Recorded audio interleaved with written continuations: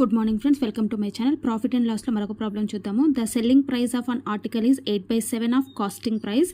Okay, what is the percentage of profit అంటే profit percentage ఎంత అని అడిగారు. 100/9, 100/11, 100/8 అండ్ 100/7. అయితే ఇక్కడ మనకి 8/7 ఉంది కదా. మనం ఈ 8/7 8ని ఏమంటాము అంటే సెల్లింగ్ ప్రైస్ అంటాము. కింద డినామినేటర్లో ఉన్న దాన్ని ఏమంటాము అంటే మనకి కాస్ట్ ప్రైస్ అనమాట. అవునా? అయితే ఇప్పుడు మనకి ఫార్ములా ఏంటి? Selling price minus costing price అనుకోండి. అప్పుడు ఏమవుతుంది? 8 - 7 అంటే మనకి 1 అనమాట. అంటే సో ప్రాఫిట్ అనేది మనకి 1 పార్ట్ ప్రాఫిట్ అనేది వచ్చింది.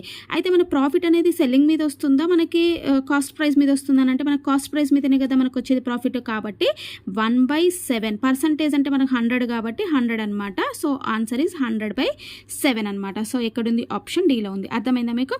ఏంటి అంటే 8/7 ఆఫ్ కాస్ట్ ప్రైస్ అని అన్నాడు. అంటే కాస్ట్ ప్రైస్ మీద మనకి 8/7 అనేది ఉందన్నమాట. సో మనకి న్యూమరేటర్లో ఉన్నదాన్ని సెల్లింగ్ ప్రైస్, డినామినేటర్ ఉన్నది కాస్టింగ్ ప్రైస్ అనమాట. ఈ సెల్లింగ్ ప్రైస్లో నుంచి సిపి మైనస్ చేసినాం అనుకోండి. 8 - 7 అంటే 1 అంటే మనకి ప్రాఫిట్ అనేది 1 ప్రాఫిట్ అనేది వచ్చిందనమాట. అయితే ప్రాఫిట్ దేని మీద మనకి కాస్ట్ ప్రైస్ మీద ప్రాఫిట్ వస్తుంది కాబట్టి 1/7 × 100 చేసామనుకోండి. పర్సంటేజ్ అంటే 100 కాబట్టి × 100 చేసాము. అప్పుడు మనకి 100/7 అనేది మనకి ప్రాఫిట్ పర్సంటేజ్ వస్తుంది అనమాట. ఓకేనా? So thank you.